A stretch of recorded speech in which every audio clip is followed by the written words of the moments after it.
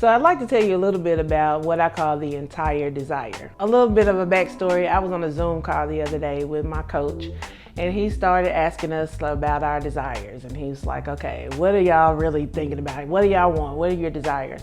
So one lady said that she wanted a house so that she could have something for her kids. She wanted 4 bedrooms, and she began to say all the things that she wanted. So her kids could be comfortable. She wanted the 4 bedrooms, and then she wanted to be able to decorate the way she wanted to, because right then her landlord wouldn't allow it, or she wanted a peaceful neighborhood and just different things. So he asked if he gave her the perfect house that she had asked for, but she had to pay $7,000 a month for a mortgage, or if she could have just something pretty similar, like 3.5 bedrooms, and she got like 5 paint colors to choose from in order to decorate, and like she was in a private neighborhood, but just not behind, not as private as she would like.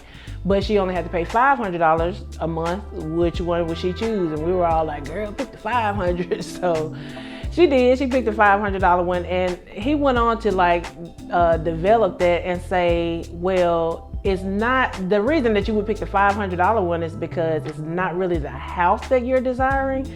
It may be the comfort and the peace and the security and the freedom that you're desiring. So he kind of got down to the entire desire. And there was another lady on the call, and she began to talk about how she was just getting out of a relationship, and she was kind of upset that it had ended. And she was saying that what all she wanted.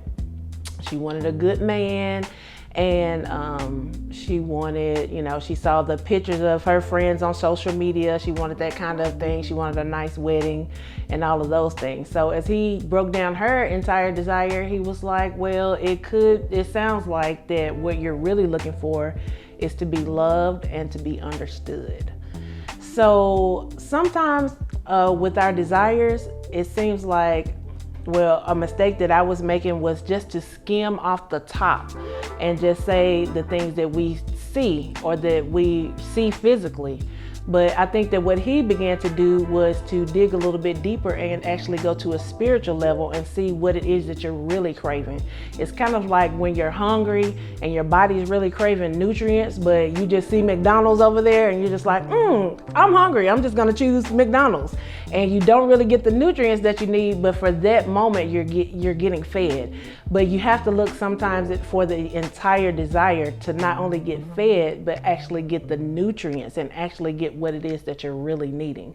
So that's one thing. Before I begin to pray about something, or before I begin to ask for something, I make sure that I'm not skipping my skipping out on myself, or taking the short end of the stick by just asking for what I see or what I physically recognize, but actually going a little bit deeper within and finding out what the entire desire is.